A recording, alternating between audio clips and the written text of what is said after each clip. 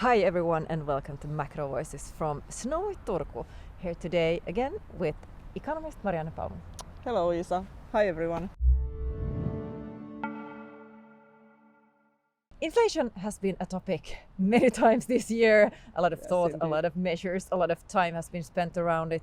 And it's actually all about imbalance in the economy. And what we're facing right now is imbalance from two different sides actually, and that is what we're going to look into today. Yeah. If you start by cost push inflation. Yeah. It's the type of inflation which comes from the supply side of the economy. During the COVID pandemic, we faced severe bottlenecks on the supply side of the economy, and this year we faced the energy crisis caused by the Russian attack to Ukraine, and those are examples of the cost push inflation. Yeah, and the other side is demand pull. Yeah, demand pull inflation. Its sources from in the demand side of the economy. It means over demand in the economy. Yeah. During the COVID pandemics, we saw really strong demand in the economy, especially in the goods demand, and that's one of the sources of the inflation.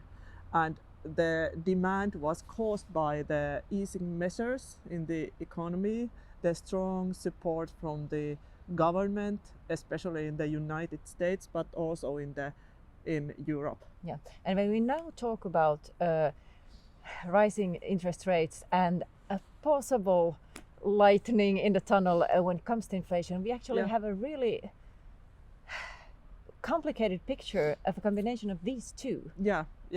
And there are different measures to fight them, and that's also forces leading in kind of two different directions at the moment. Could you clear that picture up?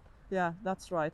The inflation we are seeing right now, it's the mix of these two, like you said. So the economy is really imbalanced at the moment. Yeah. And with the monetary policy, the hands of the central banks are partly tied because they cannot affect to the supply side measures in they the are economy. Central banks, they cannot affect the supply. How could they? That's impossible. Yeah, that's right.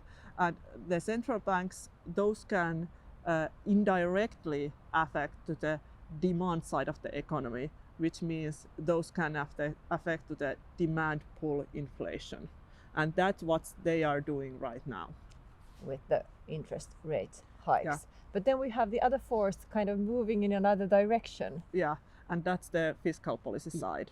Yeah, from governmental side. Yeah, that's right. Because for the governments, the crisis we are living right now, it's the cost of living crisis, and that's the type of crisis that where governments want to support the households and companies.